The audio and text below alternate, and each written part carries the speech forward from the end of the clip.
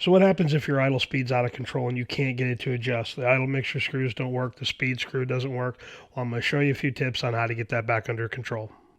So the first thing you need to look at is make sure the throttle blades are not binding and you've got good smooth operation of the throttle linkage, and that the cable or rod and the return spring and everything are operating functionally.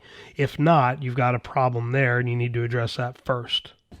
Now, the next thing you need to check is the fast idle cam and make sure that it is operating properly, there's no binding, and that the set screw to set the speed of this is actually working and operating functionally. If you look down at the bottom and the throttle blades are open too far, chances are the set screw for the fast idle cam is wrong. It's important to make sure that the set screw is riding on the cam and that you do not have any binding or open space between the cam and the set screw. They have to be touching. That's what actuates the fast idle.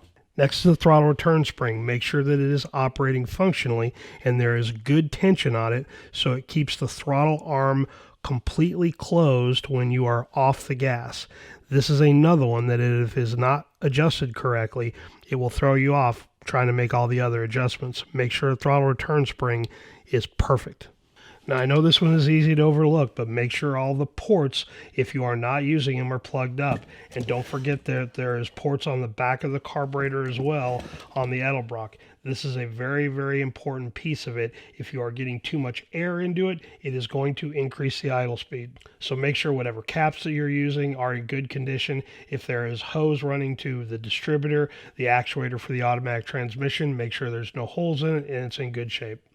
Now, another issue here is the throttle plates. If they are open enough and the transfer slot is exposed, it does not matter how much you adjust the idle mixture screws, you are going to bypass that completely. Fuel's going to come out of the transfer slots and you are not going to be able to control the idle speed that way.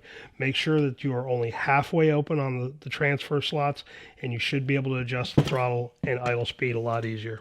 Now, one of those tips is probably going to fix your idle speed problem, but any single one of those could cause a high or a low idle speed. And it doesn't matter how much you adjust the set screws on the idle speed, on the cam, and sometimes even the mixture screws. If you don't get all those other little pieces right, you're going to run into problems. Now, this is also making the assumption that your ignition is in really good shape and that you have no issues there. So make sure you've got all the other pieces to the puzzle fixed before you start tackling the carburetor. One of those pieces is going to help you out. If you got any questions, please leave them down below.